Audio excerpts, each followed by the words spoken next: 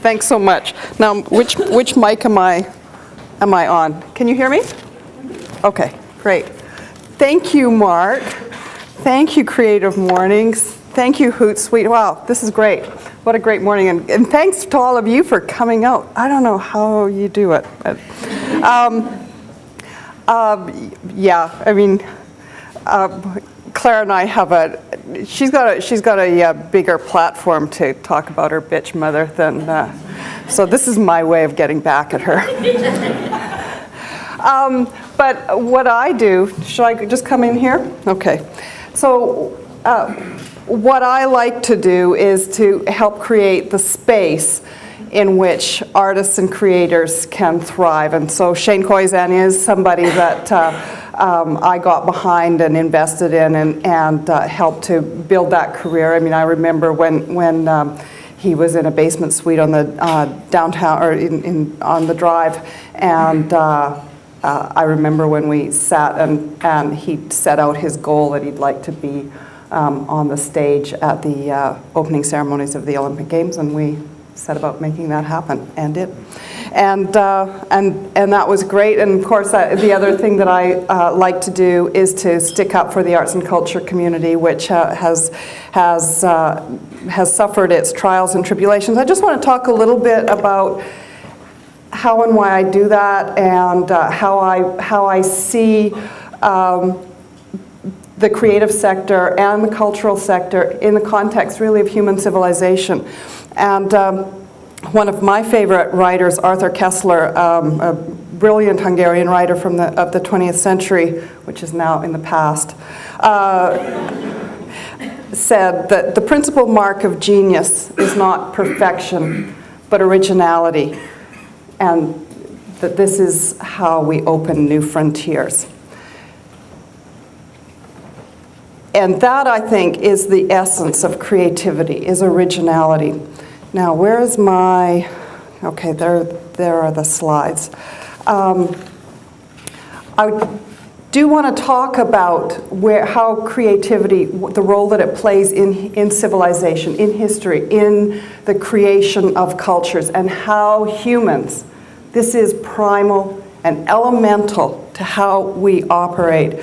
I think one of the most harmful things that's happened in modern culture is the idea of Maslow's hierarchy of needs, where creativity, artistic endeavors are seen as a sideline, a frill that you add on after you've got everything else. Then you add in arts and culture. Actually, it's almost the reverse. This is the sustenance of the human spirit, and it's absolutely critical to how we conduct ourselves and the cultures and the civilization that we build for ourselves. And that's part of why I got involved in politics, is that I think that it's very important in your city, in your region, in your nation, that you are building a culture of humanity. This, maybe I'll just...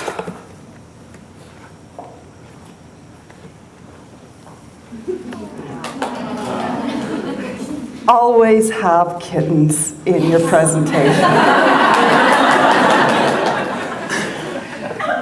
This is a photograph of Coco. You may know who Coco is. She just had her 41st birthday the other day. Coco and her kitten, All Ball. All Ball has gone to heaven.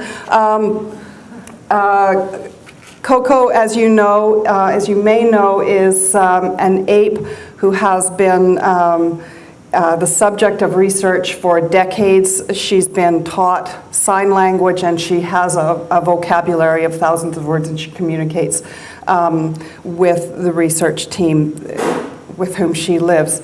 She asked for her kitten, and her kitten Allball.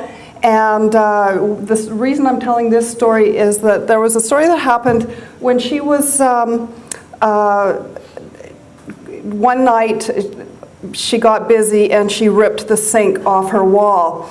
And when the researchers came in the next morning, they asked her, well, what happened? And she said that the kitten had done it.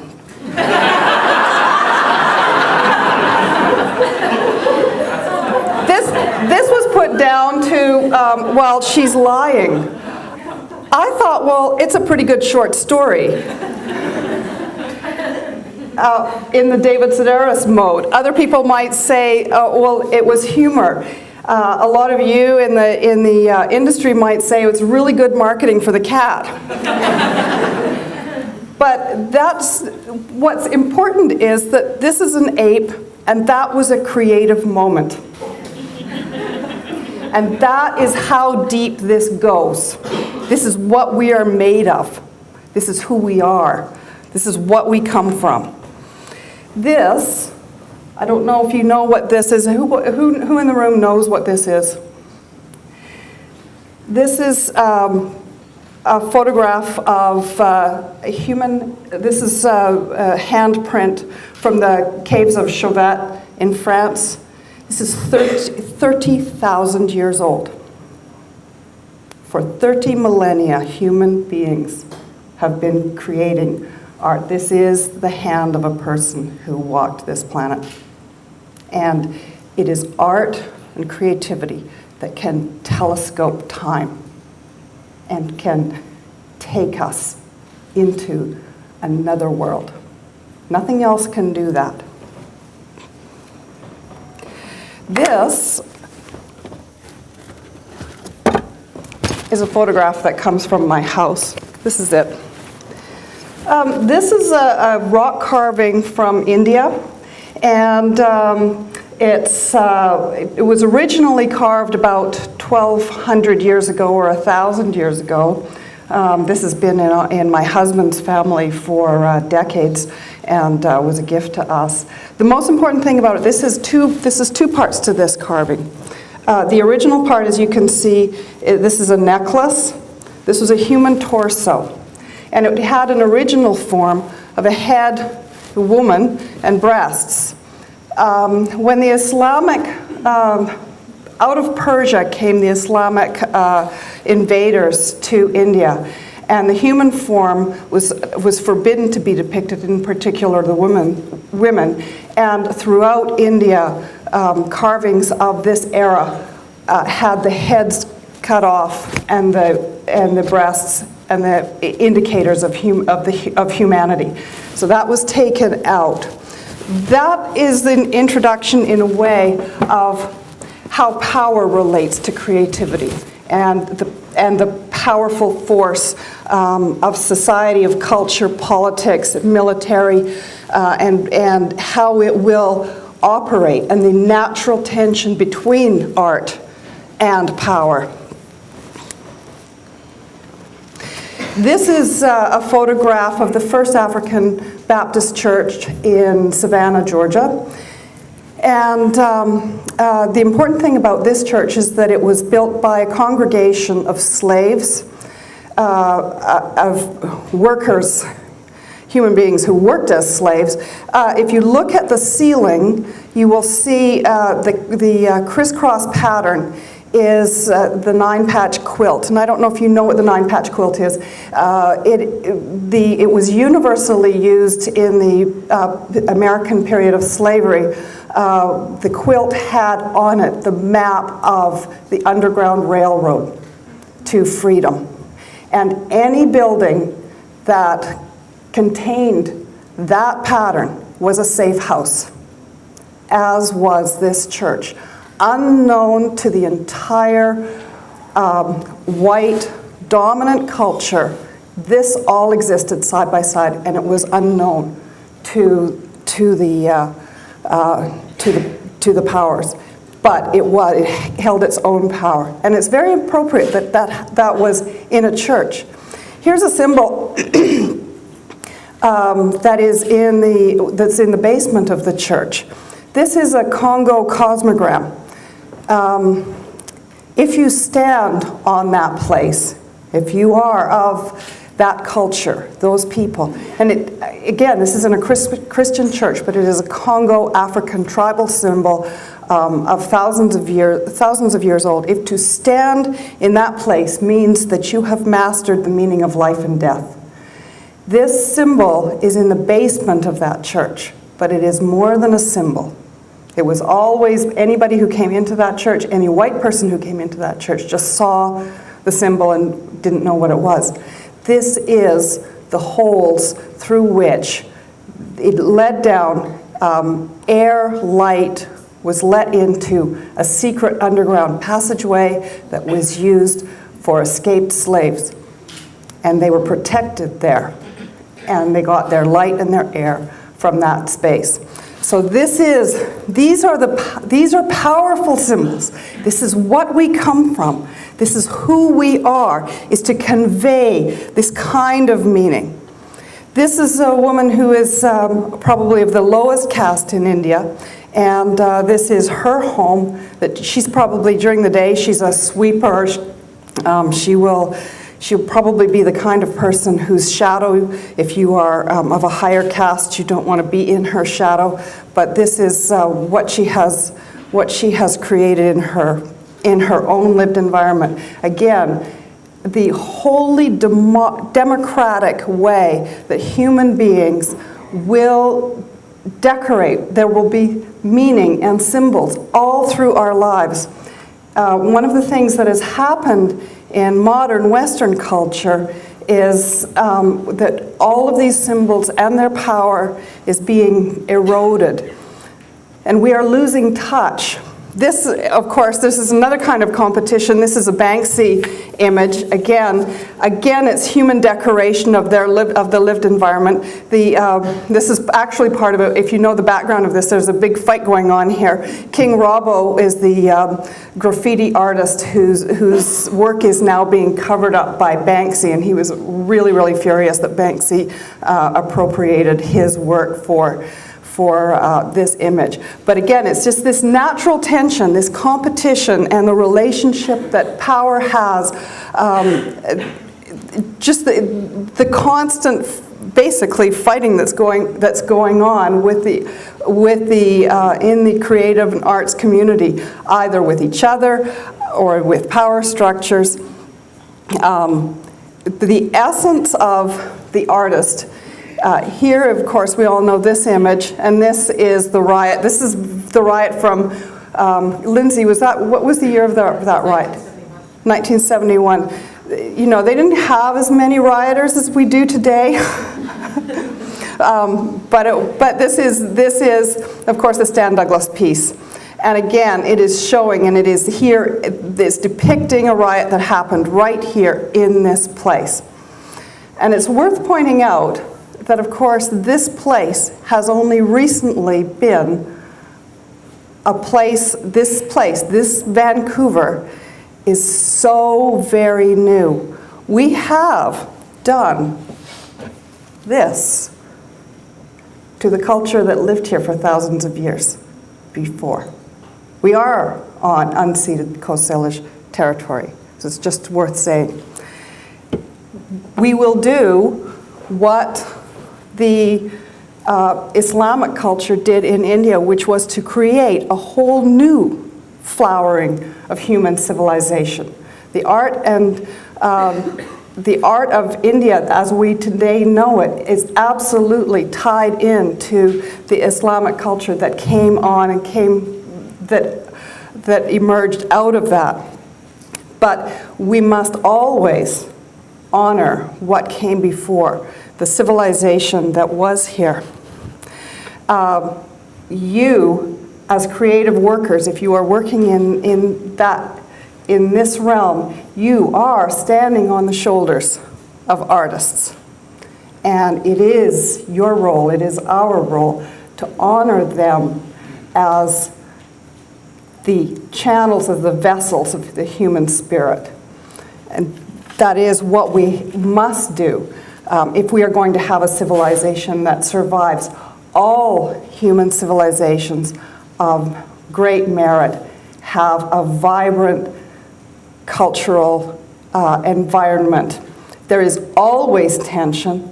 The power structures will always have challenges with the arts community, because the arts community and creators and the creative people are inherently, to get back to Arthur Koestler, inherently the original thinker is an iconoclast. The original thinker is transgressive because they don't believe in rules, and that puts them, pure and simple, in conflict with those structures that seek to impose rules. And I don't say that the rules are negative, but the right, it seems to me, that the right relationship of civilization with the creators is one that understands that this tension exists and that navigates it rather than trying to suppress it or just open everything up.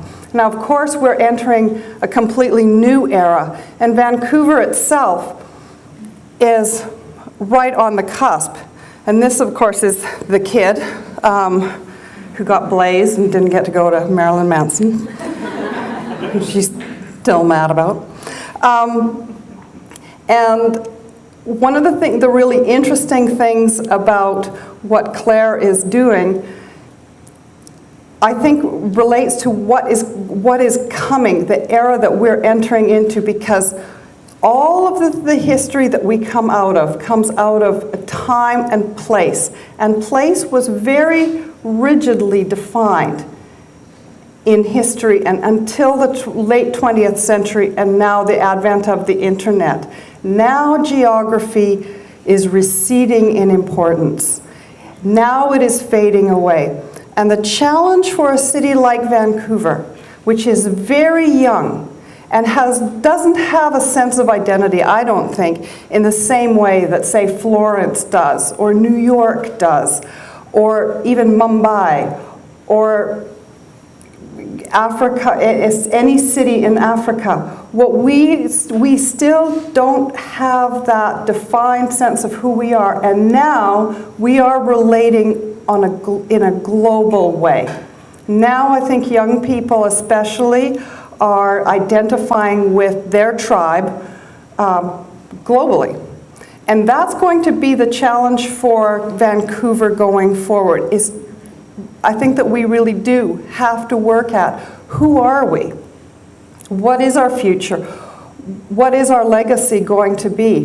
And I think one of the things that's really important is that we have to start the recognition of the other. Who's been left out? You know, the poet Patrick Lane liked to start his creative writing classes with asking everybody to draw a picture of their family. And then to tell the story, he would say, their creative writing exercise was, okay, now tell me about the person you left out. And I think a lot of Vancouver is that the dominant theme of our culture has left a lot of people out.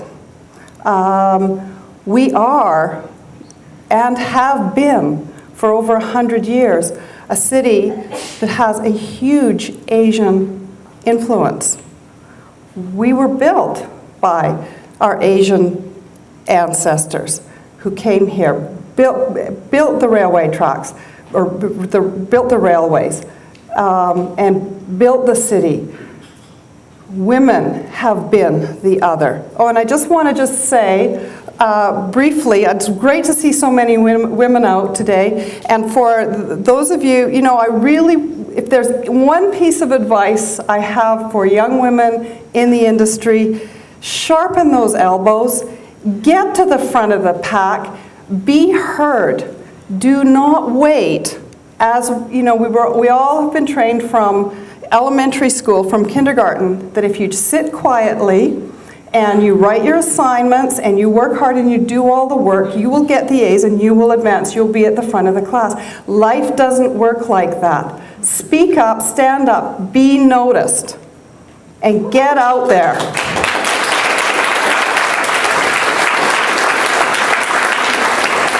Do not wait to get noticed, because you won't. Insist on being noticed and insist on being heard. And so if there's anything that I hope that Vancouver can develop as we go forward and as we build the city, that I really do hope will be one of the great cities of the future, it's that we get all our voices. We are ethnically diverse. We have enormous history behind us. We have a vibrant LGBT, I'm always going to say it wrong.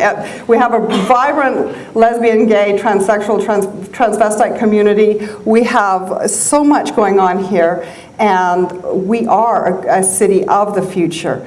And when I look at what Claire is doing, and she's absolutely about the other, she's absolutely about bringing in those voices and having those be heard, and the democratization.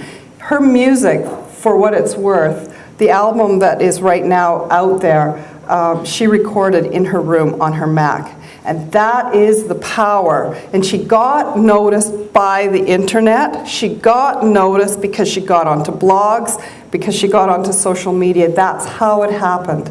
So that is the democratization of culture and of media. This is enormously powerful. This is, by the way, one of the reasons that we have to be extremely careful about any legislation relating to the internet and controlling social media and controlling.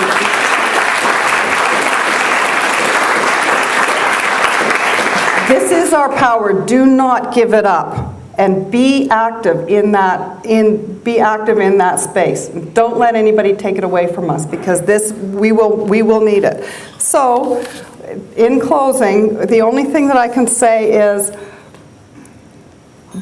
this creative urge, when we say we don't know how to define creativity, it's because fish don't know how to define water. This is in us. We are made of it. This is our spirit.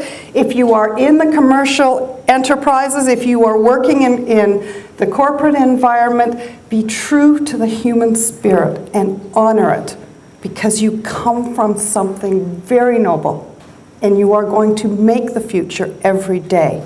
Do it with the best tools and the best motives, and do it with all your heart. Thank you.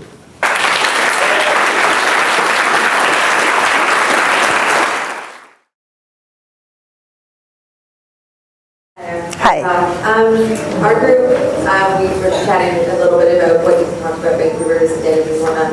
And you set up this dichotomy between, maybe not necessarily dichotomy, between power and creativity.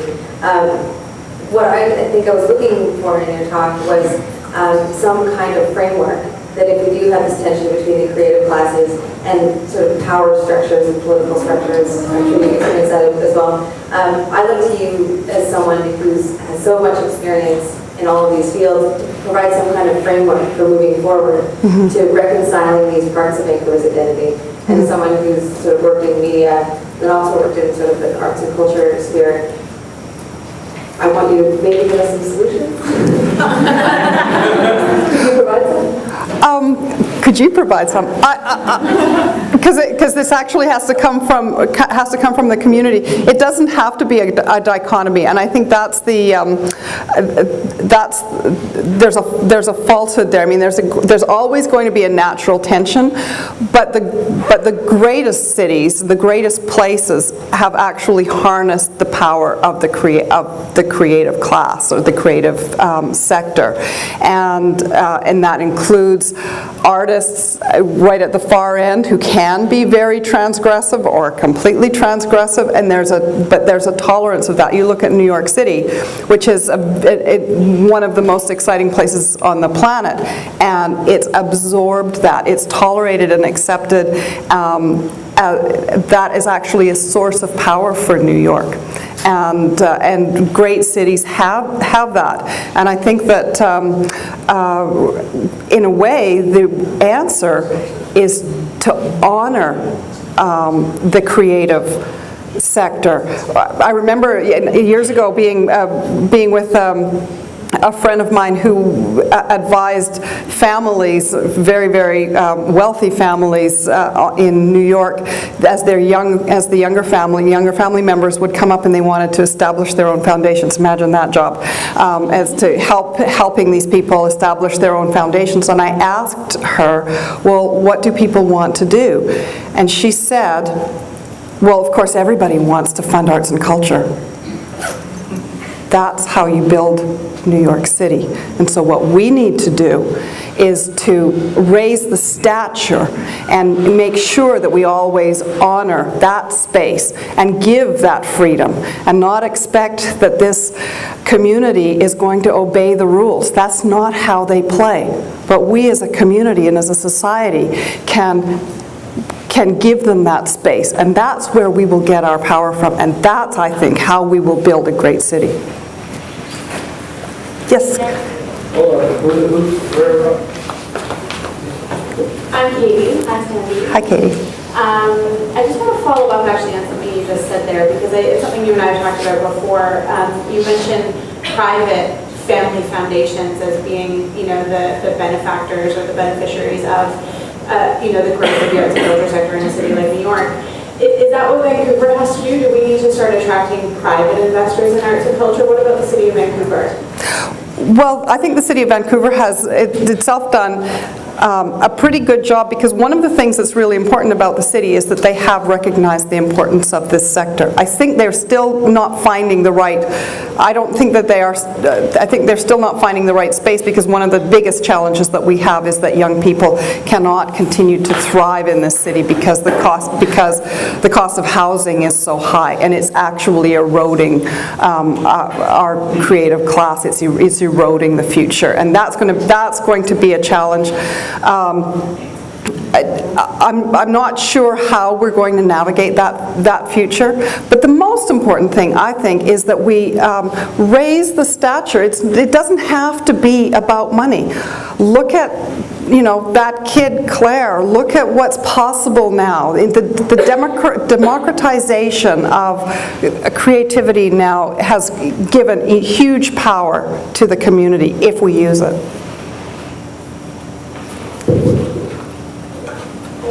Hi, I'm Bonnie, at Bonnie01 on Twitter. In our group, we had an interesting conversation about stepping up, so thank you for your comments about getting out there and being noticed. We also had a conversation about creative leadership, but our question formed around what's your perspective on how to balance individual expression with serving others? Because there's a bit of contrast in terms of being authentic and being original, and also Dave's comment about how a Hootsuite operated in terms of serving the customer's needs and, I guess, serving the community. What's your thoughts on how to balance individual expression and serving others? Well, that natural tension is actually, that's the space in which really good work can be done. Is to understand that tension exists, but also to have the courage. Sometimes we don't serve the community when we hold back our own originality, and when we try to conform to another idea. Actually, the greatest work happens when people do allow themselves and to just throw away the fear, the concern. That's when the great work comes. That's my theory.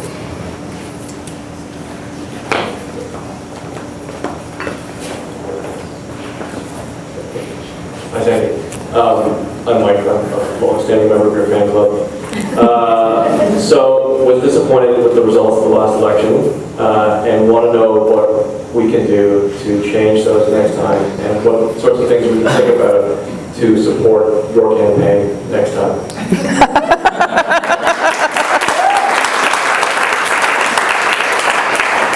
Thank you, Mike. Tell me which direction to go in. I mean, it's a really interesting landscape right now. I don't know I don't know where what the next big target is. For me, personally, I think the most important thing that we as Canadians face right now is happening at the federal level and on the national stage. And I think that we have to stop being complacent. So this isn't about me and my campaign. I would call on all Canadians to stand up for the freedom of expression, which is right now under attack by the federal government, the attack on the charities, and the attack on the environmental movement, the attack on freedom relating to the internet, all of these little by little in ways that we cannot even begin to imagine how extensive this is and what the long-term implications are. I mean, we shut that door on the internet, that's gone forever. This will have enormous impact on our future, enormous impact on democracy. So my interests, I think, are your interests, Mike, and this isn't about my campaign or anything that I do. I think that we as a community have to get active, have to not let this happen and not be complacent.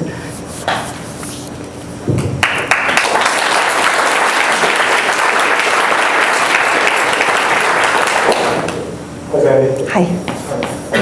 In our group, we kind of latched on to the idea of originality and what that means. In past years, we've kind of had creative commons, copyright, and personal sense of ownership. Then you show the slide where Banksy has overrode his own remix, his own take on a piece. So where do you see the future of kind of our new culture with the internet blowing up, just taking something and making it your own and forking off into all different directions from a single piece, and the concept of personal ownership and originality? I think a lot of it comes down to the question that Mark was asking about courage. And I mean, that really lies at the heart of originality, and it lies at the heart of creativity. And it's very easy in a culture like ours, where we're flooded with information. And I'm just guessing, I don't know, but I'm just guessing that most of the messages and most of the things that we see in our daily lives are commercial in orientation, and I think that changes. I think it shapes our perception, and I guess my sense is that true originality springs out of the self, and fearlessness is. And it's not just about courage. Courage is you're afraid, but you're going to fight through it. I think there's a certain nature that is at the heart of creativity, which is not about being afraid and fighting through it, but actually being fearless and going right for it. And actually, that's what we did. And I want to give credit here to Lindsay Brown, who was a co-architect with me on the Vancouver, not Vegas fight, where we were standing up for the arts and culture sector, and it was absolutely fearless right from the get-go. And that's that kind of courage where you just go, we're just going for it, guns blazing, and away you go. And I think that's actually where individuality comes out.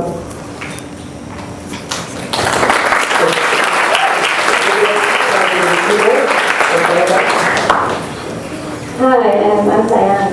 I've been in Vancouver for 6 weeks. I'm here from Scotland, and I'm just absolutely amazed about the energy you guys have about being creative. So give yourself a round of applause for that. What part of Scotland? I'm from Glasgow. So in our group we discussed kind of from all sorts, and how it doesn't seem that Vancouver is seeking permission to be creative anymore, and I think that's where the energy is coming from. I was really interested to find out from yourself, in your career, when have you not sought permission to be creative? Sorry, when have I? Not looked for permission to be creative in your career.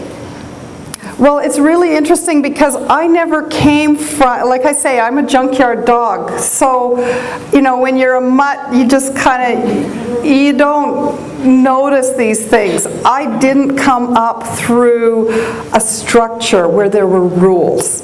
I was always an outsider. I was born in Vancouver, but I grew up in a very tiny town in Alberta, and I never fit in there for probably 1 minute.